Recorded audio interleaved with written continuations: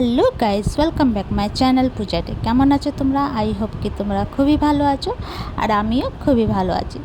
তো তোমরা তো পটলের তরকারি অনেক রকমের খেয়েছো, তো আজকে এরকম রকমের পটল তরকারি বানাবো যে তোমরা আঙ্গুল চেটে পুটে খাবে।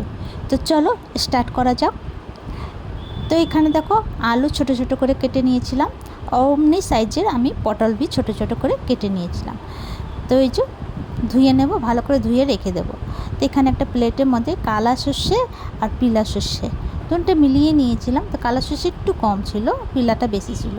এখানে নিয়ে নেবো জিরে 1 চামচ, পোস্ত আর শুকনো লঙ্কা, দুটো পিস্তা বাদাম, সব কাঁচা লঙ্কা পেস্ট করে নেব। তো এই যে দেখো পেস্ট হয়ে গেছে, এবার আমি রেডি করব। তো এই যে পটলে আর আলু মধ্যেই মশলাটাকে মিলিয়ে নেব। প্লেটটা ধুয়ে একটু জল দিয়ে দেবো, দিয়ে দেবো ধনে গুঁড়ো, হলুদ গুঁড়ো, লঙ্কা গুঁড়ো, স্বাদ অনুসারে নুন, একটু তেল।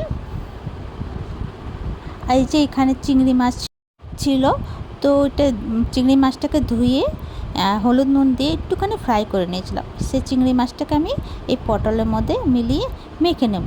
মেখে 10 से 15 মিনিট তক আমি রেস্টের জন্য রাখবো। তব তক আমি কড়াইটা গরম হয়ে গেলে এর মধ্যে দিয়ে দেবো সর্ষের তেল, তারপর দেবো রাঁধুনি আর একটা শুকনো লঙ্কা ছিঁড়ে। তারপরে যে মেখে রেখেছিলাম সে কড়াইয়ের মধ্যে দিয়ে দেবো। তারপর নাড়াচাড়া করে কম আঁচে আর একটুখানি জল দেব, ঢেকে ঢেকে ফুটাবো। তো বাটিটা ধুয়ে জল দিয়ে দিয়েছিলাম, তো ঢেকে ঢেকে বানাবো। তো এই যে তো ভালো করে কষিয়ে নেব। তো এই তরকারি আমার মামি একবার বানিয়েছিল, তো মনে পড়লো, তো তোমাদের কাছে একটু শেয়ার করলাম।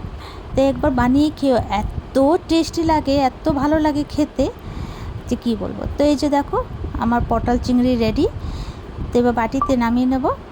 তো তোমাদেরকে আমার ভিডিওটা কেমন লাগলো? ভালো লাগলে প্লিজ লাইক, শেয়ার, কমেন্ট করো, সাবস্ক্রাইব করে দিও।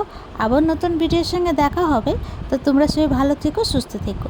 ভিডিওটা কেমন লাগলো কমেন্ট করে জানিও, আর একবার এমনি করে বানিয়ে খেও। অনেকই ইজি আছে, কোনো ঝঞ্ঝট নেই। তো চলো ভিডিওটা এখানে শেষ করছি। ভালো থেকো, সুস্থ থেকো, বাই বাই, টেক কেয়ার।